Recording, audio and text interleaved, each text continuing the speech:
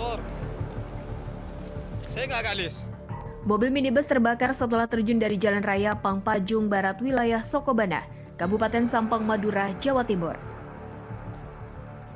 Dalam rekaman video amatir, tampak kobaran api membakar badan kendaraan. Kecelakaan hingga kendaraan terbakar kemudian viral di media sosial. Dari keterangan polisi, tangki bahan bakar kendaraan diduga bocor hingga menimbulkan percikan api dan menjalar ke bagian mesin yang sedang menyala hingga sampai terjadi kebakaran. Beruntung sebelum api membesar, ketiga orang penumpang berhasil menyelamatkan diri keluar dari kendaraan.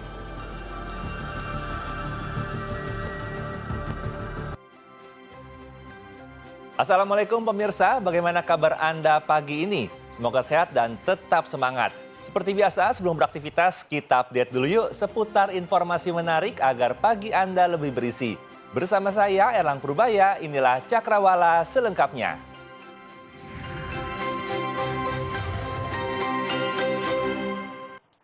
Seorang bocah berusia 4 tahun di Kabupaten Empat Lawang, Sumatera Selatan disandera oleh seorang pria dengan senjata tajam.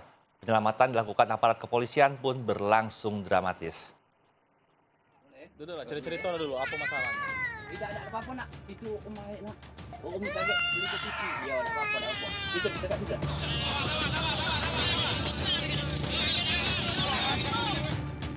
Inilah video detik-detik penyelamatan bocah yang disandera oleh seorang pria di Empat Lawang, Sumatera Selatan. Negosiasi yang dilakukan oleh aparat Polsek Tebing Tinggi dan Polres Empat Lawang sempat berlangsung alot. Namun akhirnya bocah usia 4 tahun itu dapat diselamatkan. Diketahui bocah yang disandera bernama Muhammad Kenzi, berusia 4 tahun, merupakan warga desa Taba, Kecamatan Saling, Kabupaten Empat Lawang, Sumatera Selatan. Kejadian bermula saat korban sedang berada di pondok kebun sendirian, sementara kedua orang tuanya sedang beraktivitas di sekitar kebun tersebut. Tak selang beberapa lama, orang tua korban mendengar jeritan anaknya. Pondok. Malah di pucuk dia tuh naik pucuk pondok. Iya, malah dia pucuk pondok lama kan parang. Gitu. Kamu di mana posisi? Aku dengar dia jerit tuh, aku langsung ke pondok. Saat tiba di pondok, kedua orang tua korban melihat anaknya sedang disandera oleh seorang pria menggunakan sebilah parang yang menempel di leher anaknya. Merasa terancam, orang tua korban melapor ke Polsek Tebing Tinggi. TKP mengajak anggota dan langsung mendatangi tempat yang diduga tempat penyekapan. Langsung untuk berupaya untuk membebaskan sandera. Polisi sempat kewalahan menghadapi ratusan warga yang akan menghakimi pelaku di lokasi. Belum diketahui motif pelaku menyandera bocah tersebut. Pemirsa, 2 orang pekerja instalasi sensor banjir tersengat listrik hingga salah satunya tewas tenggelam di aliran banjir Kanal Barat, Tanah Abang, Jakarta Pusat.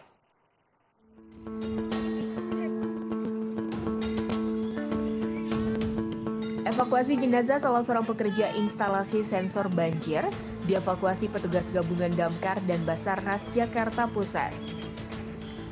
Pekerja bernama Agung tersebut tenggelam ketika bersama rekan kerjanya sedang memperbaiki tiang sensor banjir di Kanal Banjir Barat, Petamburan, Tanah Abang.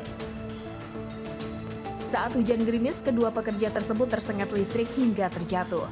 Naasnya, Agung terjatuh ke aliran sungai hingga tenggelam.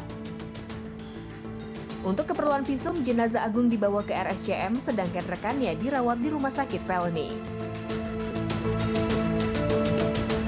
Seorang mencuri sepeda motor babak belur dihajar warga setelah terpergok menjarah sebuah ruko di Jalan Danau Sunteraya, Tanjung Priuk, Jakarta Utara.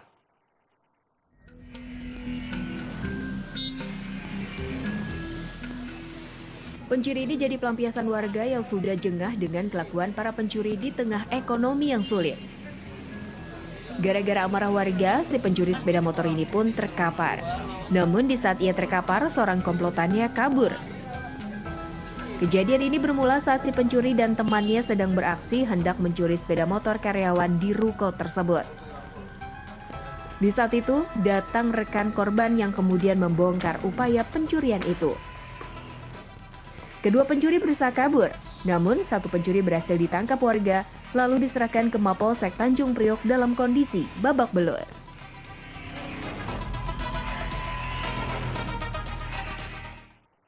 Pemirsa, jenazah bocah perempuan yang ditemukan tewas dalam karung di Pemalang, Jawa Tengah menjalani prosedur otopsi oleh tim DVI Polda Jawa Tengah.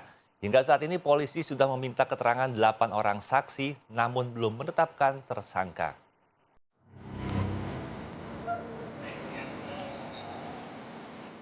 Suasana duka menyelimuti keluarga Salsabila, bocah perempuan 9 tahun warga Kaliprau, Ulu Jami, Pemalang, Jawa Tengah.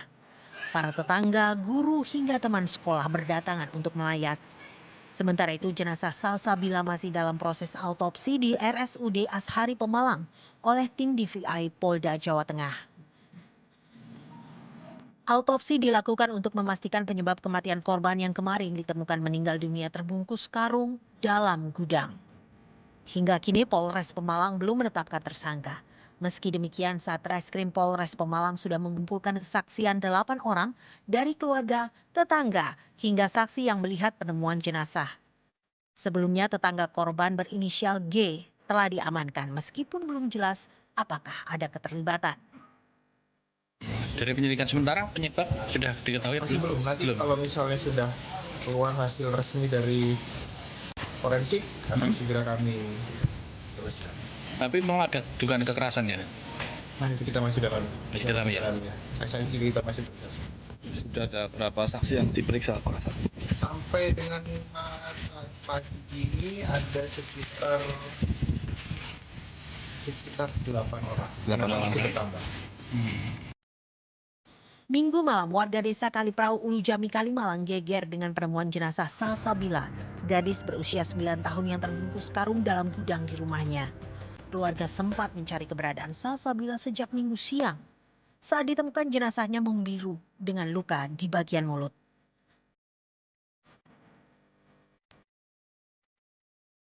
Tersangka kasus kekerasan seksual IWS alias Agus menjalani pemeriksaan di Mapolda Nusa Tenggara Barat.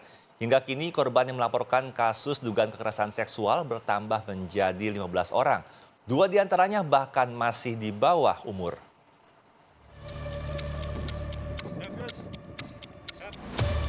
Tersangka kasus dugaan pelecehan seksual IWS alias Agus hari ini menjalani pemeriksaan di Mapolda Nusa Tenggara Barat.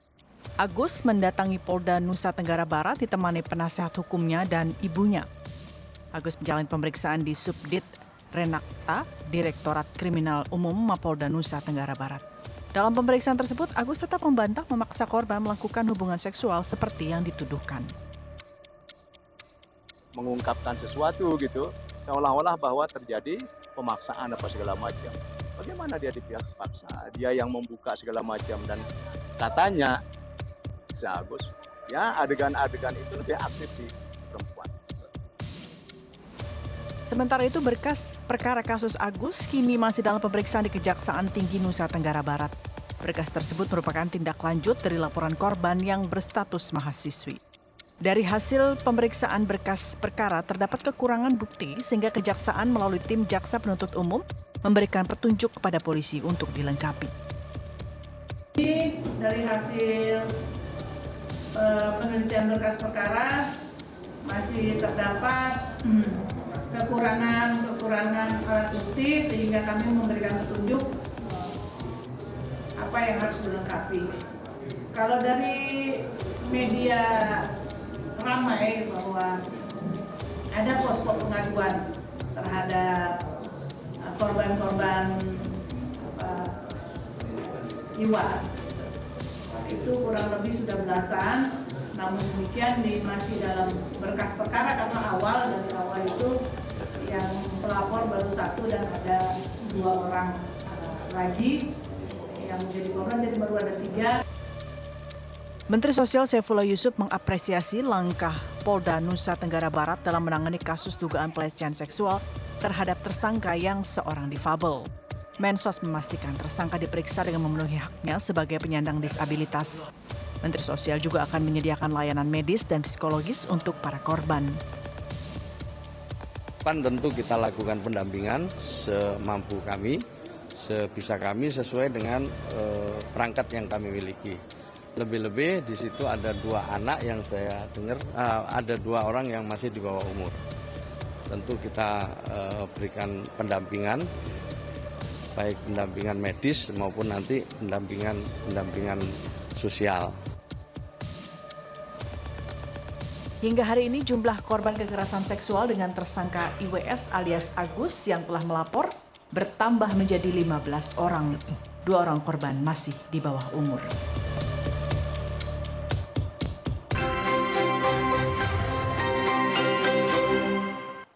Terima kasih Anda masih setia menyaksikan Cakrawala bersama saya Erlang Purbaya.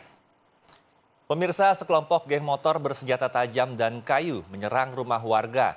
Warga yang tidak tahu permasalahan penyerangan tersebut panik dan mencoba melakukan perlawanan. Puluhan anggota geng motor terlihat menyerang rumah dengan menggunakan bermacam senjata di kawasan Randik, Kecamatan Sekayu, Musi, Banyuasin.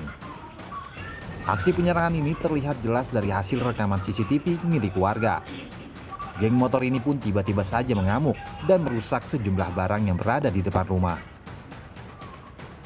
Warga yang tengah berkumpul langsung berhamburan mencoba menyelamatkan diri dan mencoba melakukan perlawanan hingga akhirnya puluhan anggota geng motor melarikan diri. Usai kejadian, aparat kepolisian Polsek Sekayu dan Polres Musi Banyuasin memburu para pelaku penyerangan. Meski tidak ada korban jiwa, namun warga masih berjaga-jaga di sekitar lokasi. Sementara itu, warga resah akibat ulah sekelompok geng motor yang melakukan aksi penyerangan secara tiba-tiba. Warga meminta kepada pihak kepolisian untuk segera menangkap pelaku penyerangan. Sebuah mikrobus mengangkut rombongan pengantin terjungkal dan masuk ke sawah warga di Banyumas, Jawa Tengah. Sejumlah penumpang terluka akibat peristiwa ini. Warga membantu sejumlah penumpang keluar dari mikrobus setelah sebagian badan bus masuk ke sawah milik warga. Mikrobus mengangkut belasan penumpang rombongan pengantin asal desa Lebeng, Kebumen. Menurut saksi mata, bus terjungkal setelah berpapasan dengan sepeda motor. Kondisi jalan sempit membuat bus terlalu ke kiri hingga akhirnya masuk ke persawahan warga. Penumpang yang mengalami luka-luka dibawa ke Puskesmas Sumpio. Upaya evakuasi bus sempat mengalami kesulitan, hingga akhirnya proses pengangkatan dilakukan dengan mobil derek. Sebelumnya, seorang ibu rumah tangga di kota Bandung diculik sejumlah orang di depan rumahnya sendiri. Dalam rekaman kamera CCTV, para pelaku terlihat membawa senjata api untuk mengancam korban.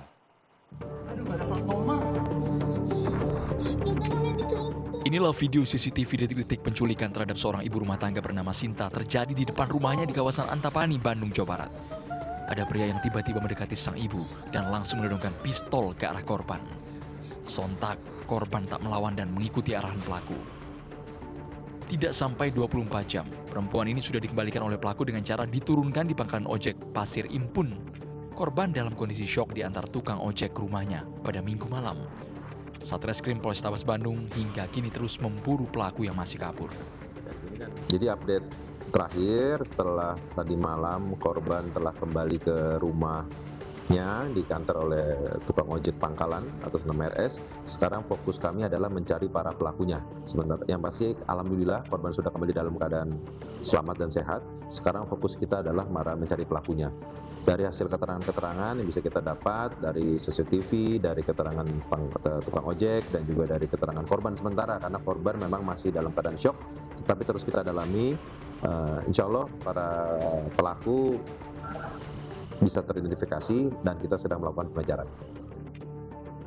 Keberadaan pelaku belum terlacak. Polisi pun masih mengumpulkan keterangan dari para saksi yang ada di lokasi. Kita beralih ke berita lainnya. Pemirsa, 3 penggali sumur di Lombok Tengah, Nusa Tenggara Barat tewas saat mengambil alat penggalian yang tertinggal dalam sumur yang digalinya. Diduga ketiga penggali sumur itu tewas akibat menghirup gas beracun metana.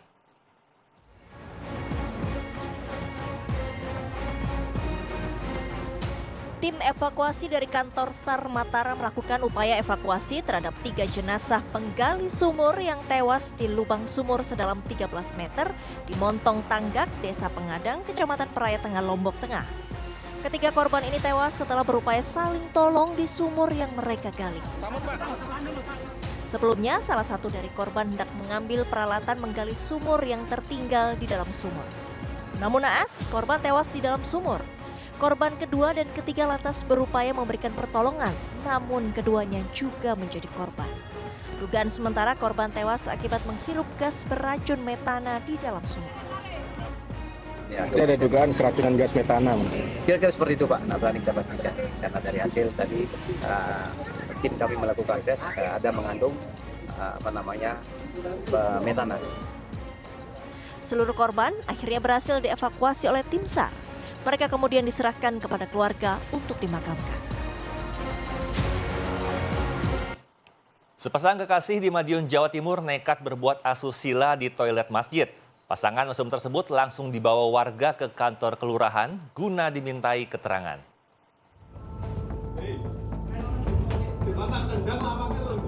Inilah video amatir saat sejumlah warga menggerebek sepasang muda-mudi dari dalam toilet masjid di Jalan Ardodali, Kelurahan Josenan, Kecamatan Taman, Kota Madiun, Jawa Timur. Warga menduga sepasang remaja yang masih di bawah umur ini sedang melakukan tindakan asusila saat situasi masjid sedang sepi. Mereka pun sempat berkilah jika salah satu dari mereka sebenarnya hanya sedang buang air besar. Karena alasan keduanya tak masuk akal, maka pasangan mesum ini pun langsung dibawa warga ke kantor kelurahan setempat guna dimintai keterangan. Lurah Josenan menyayangkan perilaku pasangan remaja di toilet masjid tersebut. Ini sudah ditangani oleh UPPA, Polres Madiun. Nanti bisa konfirmasi ke Pak Kapolsek aman. Gitu. Memang saya intinya turut prihatin gitu atas kejadian kemarin itu. Saya hanya mengimbau aja kepada masyarakat, terutama orang tua yang punya anak remaja, tolong untuk lebih mengontrol, intinya gitu, mengontrol atau mengawasi aktivitas putra-putri panjenengan. Kedua remaja tersebut telah dikembalikan ke orang tua agar bisa lebih baik lagi dalam mengawasi aktivitas putra-putrinya, sehingga peristiwa serupa tak terulang kembali. Kasus penikaman oleh seorang remaja bawah umur terhadap keluarganya masih diselidiki polisi. Polisi akhirnya sudah dapat mengambil keterangan dari sang ibu mengenai peristiwa yang terjadi hampir 2 pekan lalu.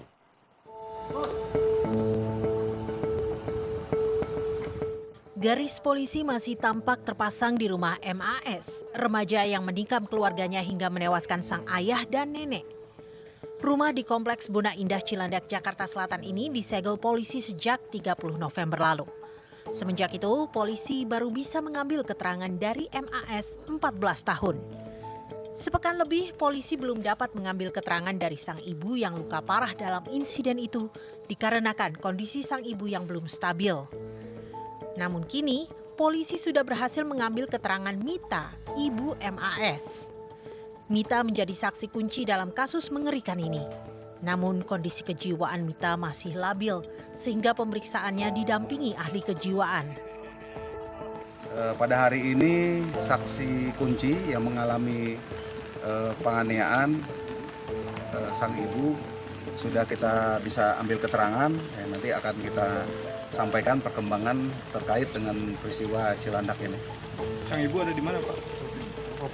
Sang ibu diperiksa di Polres ya. Sudah keluar dari rumah sakit ya Pak? Sudah keluar dari rumah sakit, tapi masih didampingi oleh psikolog ya, karena yang bersangkutan juga terguncang lah gitu, dengan peristiwa ini. Sudah dipertemukan nggak antara ibu dengan anaknya? Hingga saat ini belum, karena anak masih ada di rumah aman ya. Menurut polisi, MAS pernah dibawa berobat ke ahli kejiwaan oleh orang tuanya. Ya, sang anak sendiri yang bercerita, ya, menyampaikan bahwa 4 kali sempat dibawa mama ke psikiater. Dalam rangka apa? Yang bersangkutan nggak tahu, mama yang tahu. Kapan itu Pak? Tanggal persisnya waktu. Tapi tahun ini? Ya, tahun ini. Dari pengakuan MAS pada polisi, ia melakukan penusukan setelah mendapatkan bisikan yang membuatnya tak bisa tidur dini hari itu. Suara bisikan itu adalah, agar MAS mengambil alih beban orang tua yang telah mendidiknya dan agar orang tuanya masuk surga.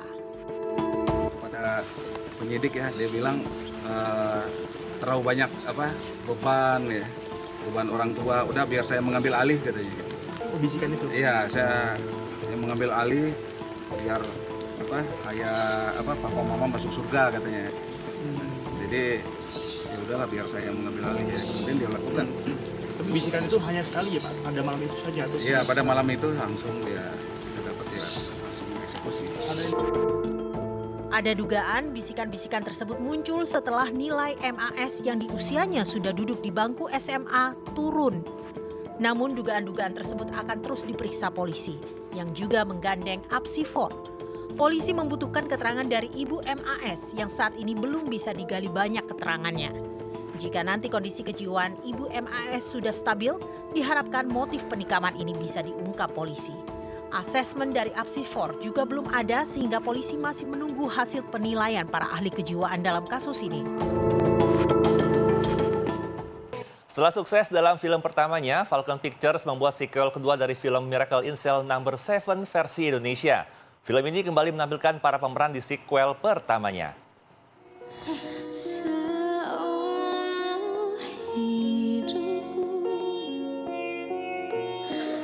Sejumlah pemain dalam film pertama juga akan kembali membintangi sequel ini.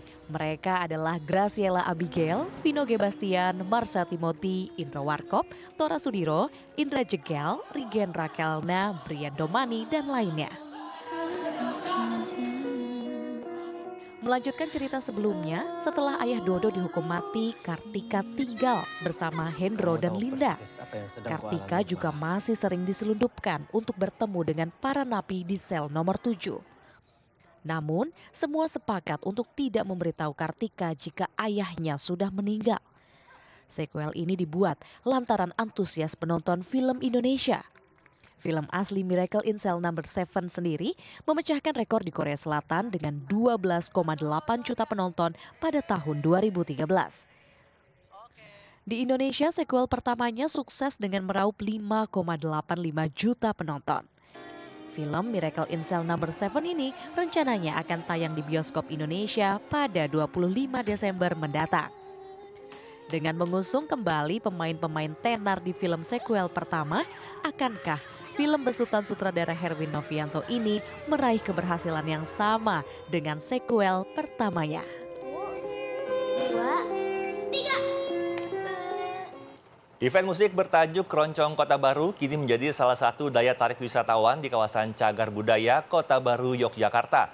Selain menyuguhkan musik keroncong, pengunjung juga bisa menikmati beragam kuliner tradisional maupun ala barat.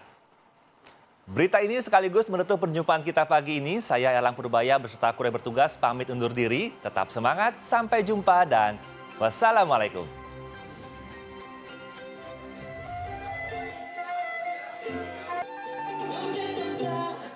Destinasi wisata di kawasan Cagar Budaya Kota Baru, Yogyakarta kini makin menggeliat. Salah satunya dengan hadirnya event musik Keroncong Kota Baru yang dimainkan anak-anak muda Yogyakarta. Bertempat di kawasan wisata budaya Raminten, pagelaran musik Keroncong Kota Baru ini bisa dinikmati setiap hari Jumat dan Sabtu pukul 7 hingga 9 waktu Indonesia Barat. Selain mendapat suguhan alunan keroncong dan merdu, pengunjung bisa sekaligus menikmati ragam menu tradisional hingga western.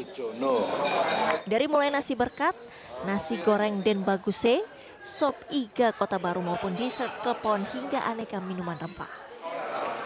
Di sini kita ini tidak mau menghilangkan unsur budayanya. Dari mulai musik yang kita pasang, terus juga seragam yang kita gunakan, itu mengusung Jawa banget.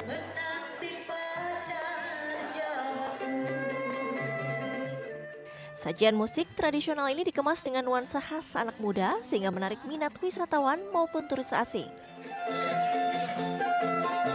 Kalau di sini tuh kesannya kayak kita nongkrong, ngopi, terus makan segala macam yang kesannya Jogja banget lah, ngerasa di Jogja banget di sini gitu.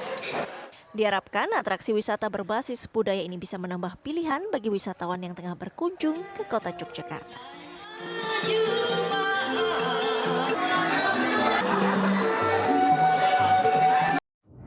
Sebelah kanan. Motor.